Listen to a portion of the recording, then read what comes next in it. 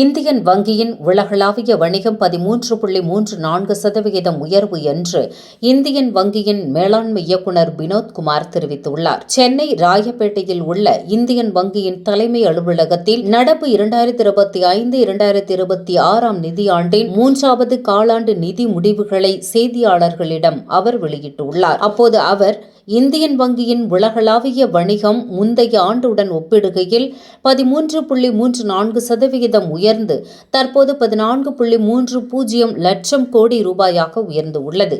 இந்த நிதியாண்டின் முதல் 9 மாதங்களில் வங்கியின் நிகர லாபம் 13.69% உயர்ந்து 9,053 கோடி ரூபாயாக பதிவாகியுள்ளது. 3வது காலாண்டில் மட்டும் வங்கியின் நிகர லாபம் 3,061 கோடி ரூபாயாக முந்தைய ஆண்டை விட 7.33% வளர்ச்சி கண்டுள்ளது.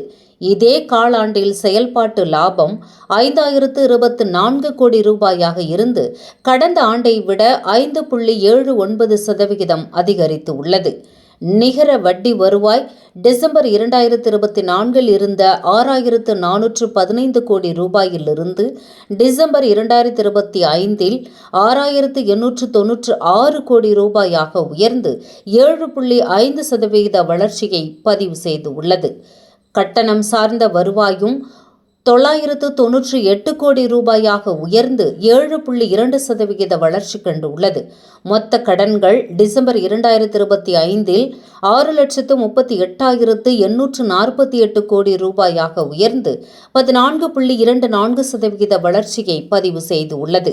குறிப்பாக ரீட்டைல், விவசாயம் மற்றும் MSME அதாவது RAM துறைகளுக்கான கடன்கள் 16.6% உயர்ந்துள்ளன என்றும் அவர் தெரிவித்தார். இந்தியன் வங்கிக்கு தற்போது உலகளவில் 13 கோடி வாடிக்கையாளர்கள் உள்ளதாகவும் கூறினார். மேலும் தமிழ்நாடு அரசின் கலைஞர் உரிமை தொகை திட்டத்தின் கீழ் 1,60,000க்கும் மேற்பட்ட கலைஞர் உரிமை தொகை அட்டைகள் இந்தியன் வங்கியின் சார்பில் வழங்கப்பட்டுள்ளதாக மேலாண்மை இயக்குநர் வினோத்குமார் தெரிவித்தார். இதன் மூலம் இந்தியன் வங்கி தொடர்ந்து வலுவான வளர்ச்சி பாதையில் பயணித்து வருவது குறிப்பிடத்தக்கது. காலாண்டு 9 மாதங்கள் கால அளவிற்கான நிதிசார் முடிவுகள்.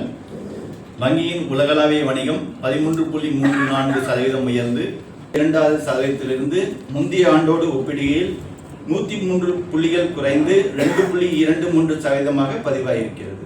நெட் NPA நிகரவார கடன்கள் டிசம்பர் 24 இருந்த 0.21% டிசம்பர் 25 6 புள்ளிகள் குறைந்து 0.15% பதிவாகி